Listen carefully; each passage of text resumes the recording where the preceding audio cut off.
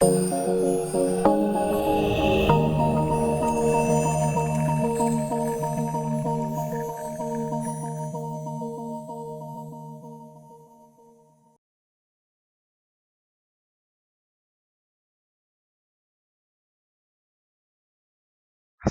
warahmatullahi wabarakatuh. Jumpa lagi di kuliah kalkulus 1 di pertemuan yang ke-11 ya. Nah, kali ini kita akan bahas tentang turunan trigonometri. Jadi, turunan trigonometri yang umum yaitu cukup dua fungsi ini. Nah, kita akan bahas dua fungsi ini, untuk yang lain nanti bisa menyusul ya. Nah, dua fungsi ini seperti siklus, yaitu sin, cos gitu ya. Nah, ini sebenarnya seperti definisi turunan kemarin, ini diturunkan dengan limit ya. Nah, tapi dengan cepat gitu ya. Karena kita tahu bahwa definisinya ini berasal dari limit, maka secara umum, secara sederhana kita bisa tahu bahwa turunan dari jika kita punya fx sin x, turunannya itu adalah cos x ya. Nah, jika kita punya fx sama dengan cos x, turunannya adalah min sin x. Jadi ini dibawa pulang ya. Jadi fx sama dengan sin x, turunannya turunan pertamanya cos x, fx sama dengan cos x, turunannya min sin x. Contoh misalnya kita punya fx sama dengan 3 sin x. Nah, 3 ini konstan, sehingga yang diturunkan adalah sin x. Sin x turunannya cos x. Jadi tetap fx sin x turunan pertamanya adalah 3 cos x. Nah, misalnya kita punya persamaan yang lain, fx gitu ya, sama dengan 5 cos x min 2 sin x. Nah, maka turunannya akan dengan mudah kita temukan bahwa turunan pertamanya itu sama dengan 5 tetap cos x. Kita kesini lihat turunannya adalah min sin x.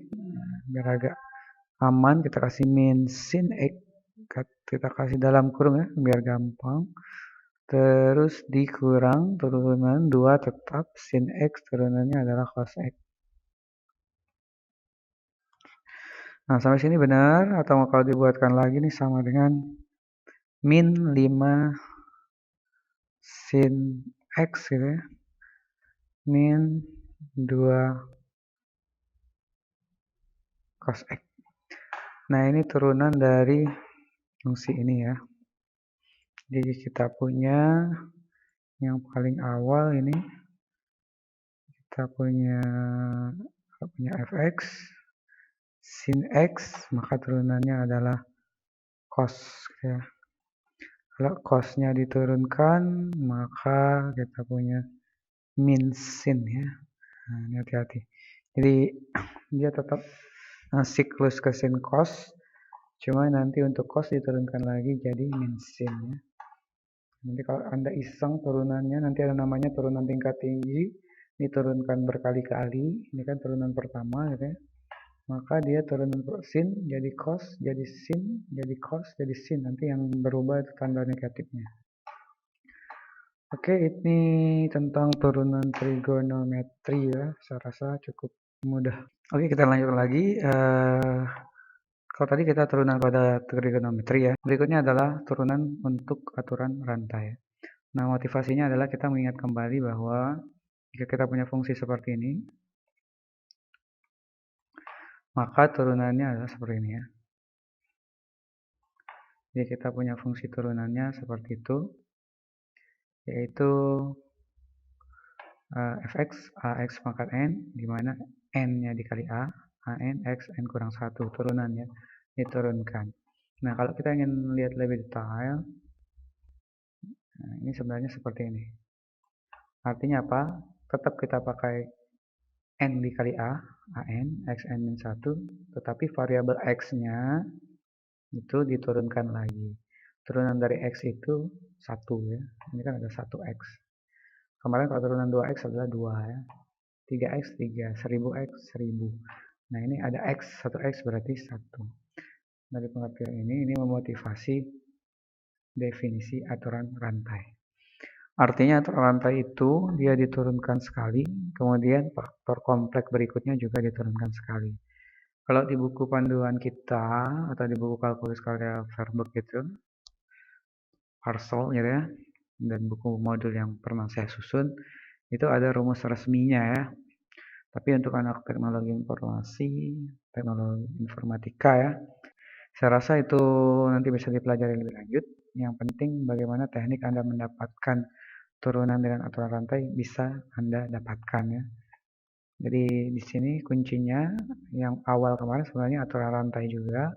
Setelah kita turunkan pangkat n-nya, A kali n x n min 1, maka x-nya ini diturunkan sekali menjadi 1. Contohnya misalnya ini sama dengan 3x kuadrat, turunannya 2 kali 3 dikalikan dulu tadi kemarin ya, 2 kali 3. Kemudian pangkatnya yang awalnya 2 kurang 1, turun kan? Turun 1. Jadi 3 kali 2 dulu, baru 2 kurang 1. Jadi ada 6x pangkat 1 turunannya ya, atau 6x ya. Nah, pada aturan rantai, maka ini sama nih, harusnya x-nya diturunkan dari 1 ya. Itu dikalikan 1. Oke, kita lanjutkan lagi. Nah, ini contoh dari aturan rantai ya. Jadi aturan rantai itu kalau x-nya sudah kompleks nih, dalam kurung seperti ini. Nah, caranya tetap sama jika kita punya yang awal yang atas gitu ya.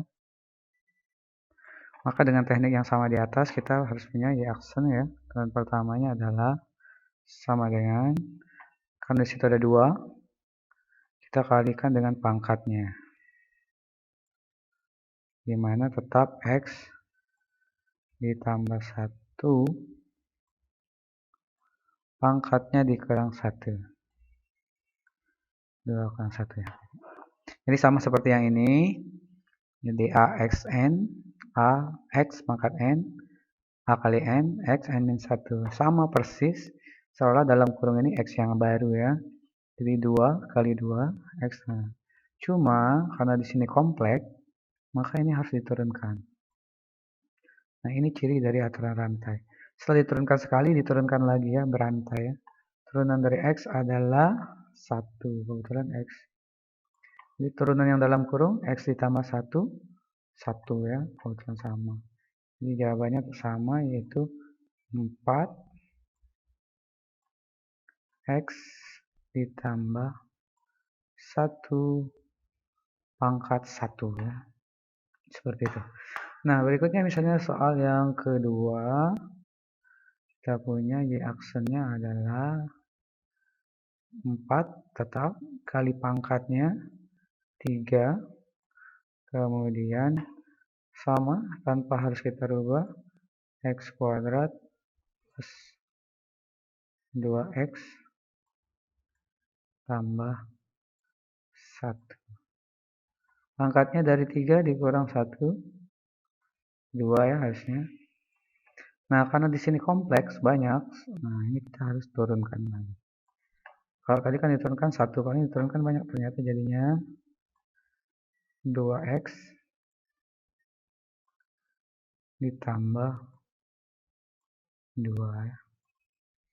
Nah, dari mana 2x tambah 2? Turunan dari x kuadrat, 2x. Turunan dari 2x, 2. Turunan dari 1, 0. Jadi cirinya pada saat x-nya udah banyak kompleks seperti ini ya. Ini tadi jawabannya adalah y aksen sama dengan, disederhanakan ya. Ini jawabannya adalah sama dengan 12 x kuadrat ditambah 2x tambah 1 pangkat 2. Ini dikali dengan 2x ditambah 2. Oke, nah ini tuh jadi aturan rantai ya, dia diturunkan lagi dan diturunkan lagi. Nah rantainya bisa banyak ya, bisa 2 kali, ini kan 2 kali ya. Ini turunan pertama, kemudian di dalamnya diturunkan lagi ya. Bisa 3 kali, bisa 4 kali atau banyak. Oke, kita coba ya. Yang pertama, soal yang pertama jika punya Y sama dengan X pangkat 4 tambah 5X kuadrat tambah 100 pangkat 100 ya. Sebenarnya ini bisa difaktorkan, cuma kan tidak mungkin kita harus mengerjakan perpakatan 100 kali baru diturunkan ya. Kalau cuma pangkat 2 mungkin bisa kita kalikan dulu baru diturunkan. Sehingga ini merupakan ciri dari aturan rantai. Maka turunannya itu bisa dicari dengan Y aksen sama dengan tetap sama. Di sini ada 1 ya, sehingga tinggal 1 kali 100. Pangkatnya dikalikan dulu. Kemudian ini X pangkat 4 tambah 5X kuadrat tambah 100. Yang awalnya 100 dikurang 1 jadinya 99. Nah ingat, karena ini masih banyak, kita harus turunkan. Turunkan X pangkat 4, 4X pangkat 3 ditambah 10. 2 kali 5, 10X pangkat 1. 100 turunannya 0 ya. Nah ini hasil turunannya. Nah untuk soal nomor 2, ini kan bentuknya akar ya. Jadi sebelumnya kita ganti dulu menjadi yang lebih baik. Sehingga Y-nya itu kita perbaiki. Kita ganti seperti nomor 1. Ini kan jebakan, hanya jebakannya.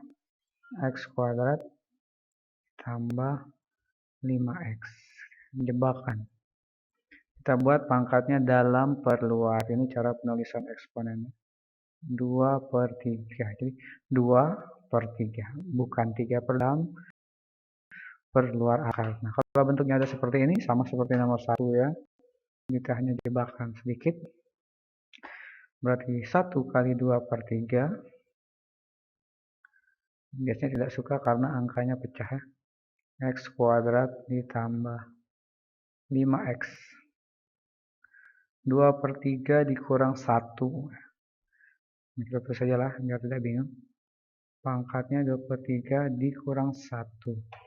Nah ini kompleks ya. Terus kita turunkan menjadi 2X. X kuadrat, 2X pangkat 1 ditambah 5. Jadi sampai sini kita punya Y aksennya adalah 2 per 3 X kuadrat ditambah 5X. 2 per 3 kurang 3 per 3 berarti min 1 per 3. Yang ini jadinya 2X ditambah 5. Nah biasanya kalau soalnya pilihan ganda ini tidak muncul ya. Dia munculnya pada saat akarnya ini dikembalikan, yaitu 2 per 3. Di atasnya ada 2X ditambah 5 gitu ya. Nah karena pangkatnya negatif maka dia turun ke bawah, itu pangkatnya hilang ya, negatifnya.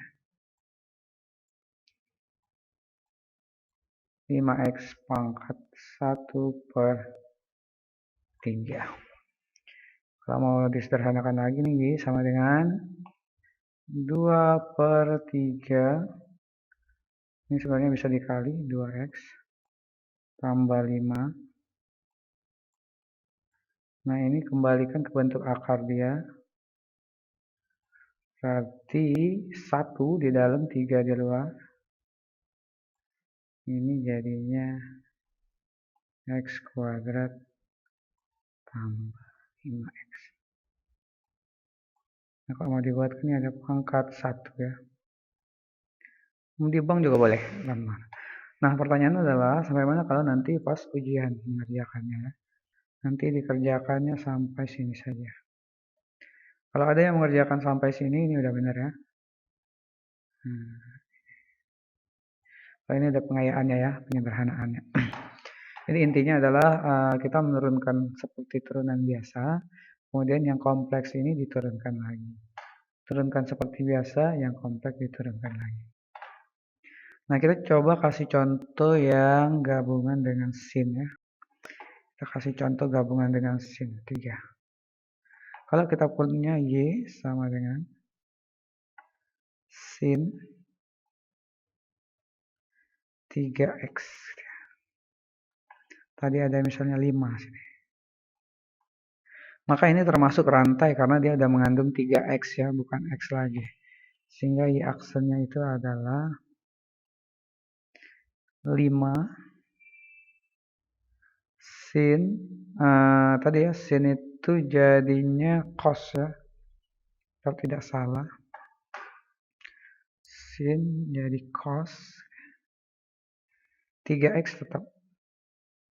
Nah, cuma karena ini sudah kompleks, maka 3X harus kita turunkan menjadi 3. Ingat bahwa ini hanya sudut berbeda ya, bukan jadi 9X. Tapi 3 ini sama dengan 5 itu, sehingga hasilnya ada 3 kali 5, 15 cos 3X. Jadi bukan 9X, karena posisi 3X dan 3 berbeda.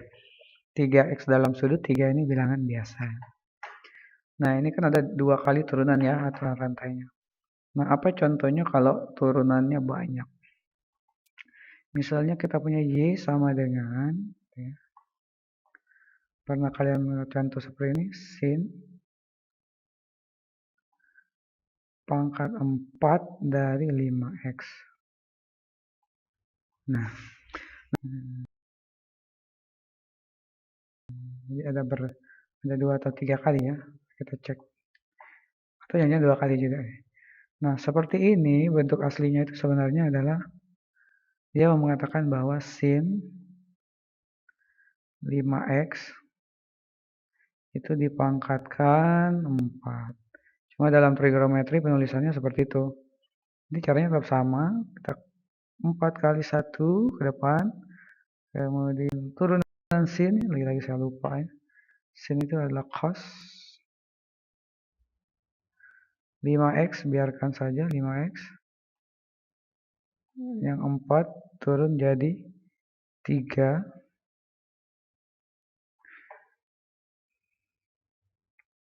Kemudian kita lihat lagi cosnya berubah menjadi min sin 5X.